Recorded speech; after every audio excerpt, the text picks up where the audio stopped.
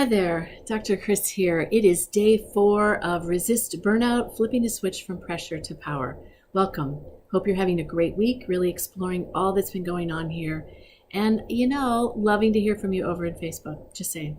So the topic today is, oh my God, gotten stuck in a sticky conversation? We've all been there. And what we're going to do today is build on what we've been doing this week. We took a look at pressure, how you experience it in your body, how it comes across in your conversations, how it comes across in the way that you think. Day 1, catching yourself being yourself. We all have embodied patterns that have served us well until they don't. And those patterns include various patterns of thought and emotion, and they show up in our body for sure. Day 2, we took a look at, I have an energy body. Energy lives here. How I work and with myself and take care of energy really will impact whether I'm more inclined to go toward burnout or can set some limits and move toward a path of freedom and power. We looked at mindset and mood yesterday, and those are really, really important. Both mindset and mood live in the body, and we know it's really important to evaluate the mindset and mood that we're in before we can take action. We want to come from a place of true presence and awareness. So today, it's all about conversations, and we're building on each of those steps as we've gone along. So, we've all been there, right? We've all had these icky conversations or difficult conversations or stressed out, crazy sounding conversations where we just get in a jam. We don't know what to do. We're not sure how to act. And how are those, in fact, showing up relative to burnout? Now, if we're honest, most of us have at least some of these kinds of conversations on a regular basis. What we prefer to do is bring our whole self. I have an opinion. I'd like to share it. I'd like to listen to yours. I'd like to hear it.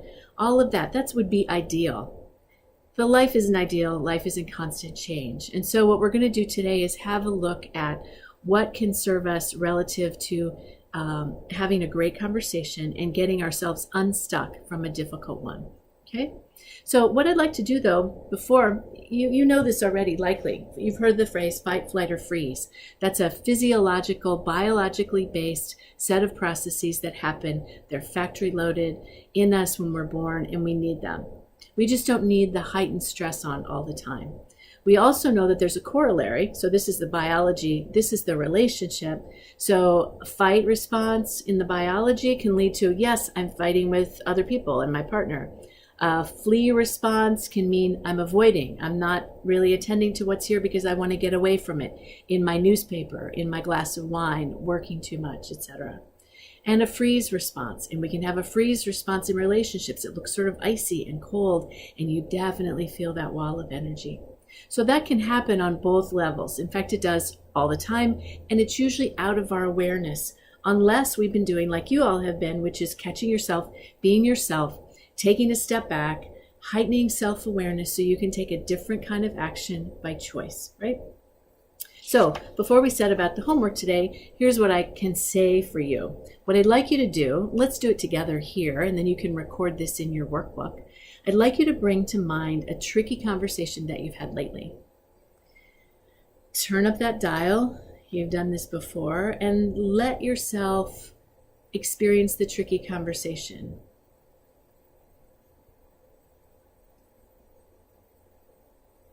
The feelings, the he said, she said, noticing how your body's responding, and then just as quickly turn that down. It doesn't take us long to tap into these.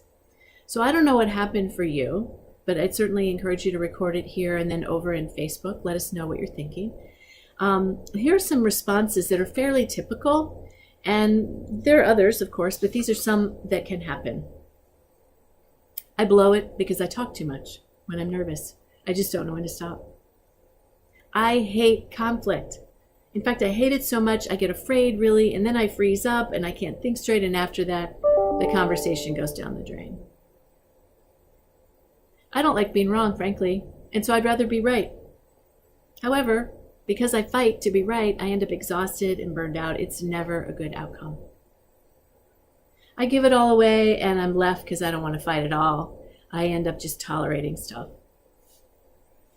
I get distracted. I don't pay attention. It's off. It's just all too much for me. So each of these are familiar responses that I hear, and maybe you've experienced some. They're okay.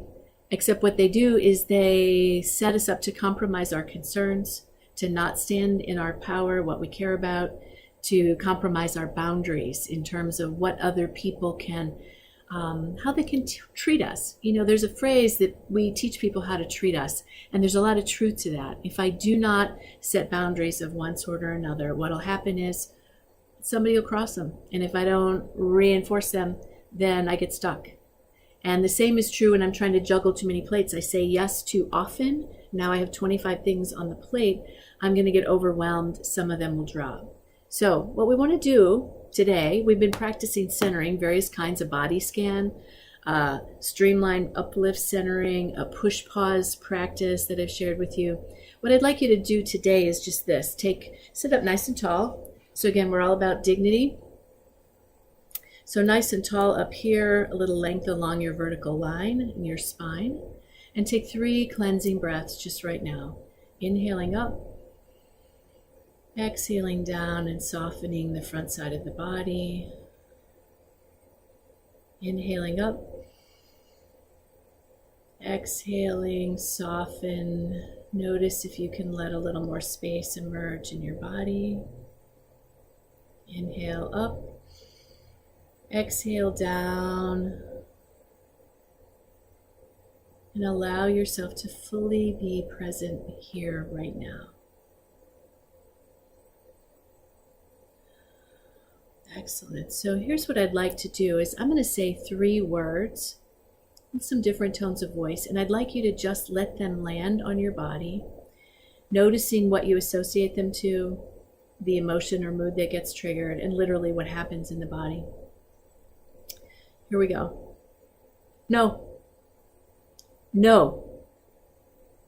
No. Not at all. No. Take a deep breath. Second word. Yeah, maybe. Okay, maybe. Yeah, maybe. Maybe. Deep breath. Third word. Yes. Yes, of course, yes. Yes. Yes.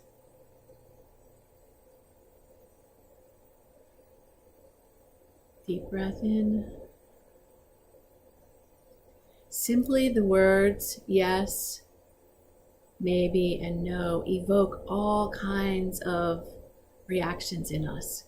They can set off our fight, flight, freeze psychobiology. They can trigger us into a reactive state.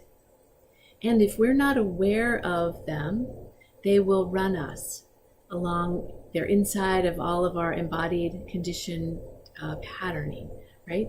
So simply dropping underneath the storyline of any situation and being able to notice, oh, how am I reacting?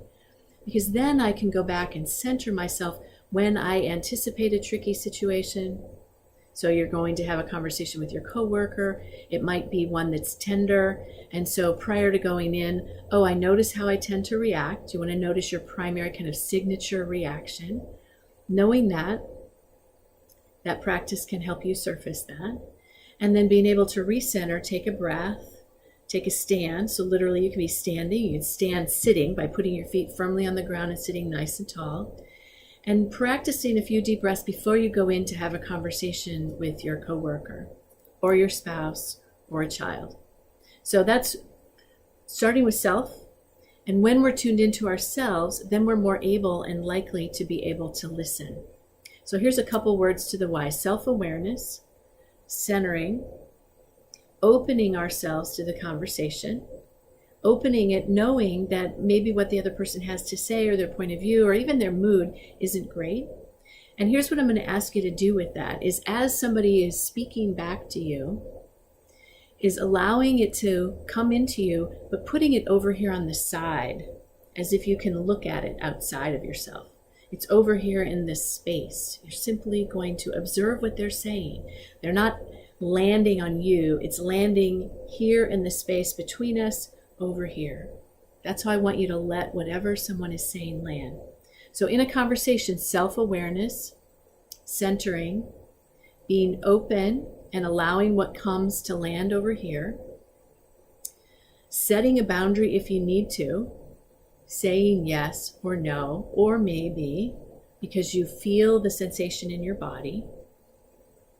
And then lastly, saying what you want, but asking what the other wants. So we're creating this sort of back and forth rhythm of how it is that we can use the stress that might be in a tender conversation and hold the space for it and allow the rhythm of the conversation to move us, the pulse of life conversation, versus I'm going to blow up, it has to be my way, I don't care, all of those things I mentioned earlier, or some variation thereof. It starts with self-awareness. It starts with centering. It actually really starts with pausing to simply notice what's so this moment.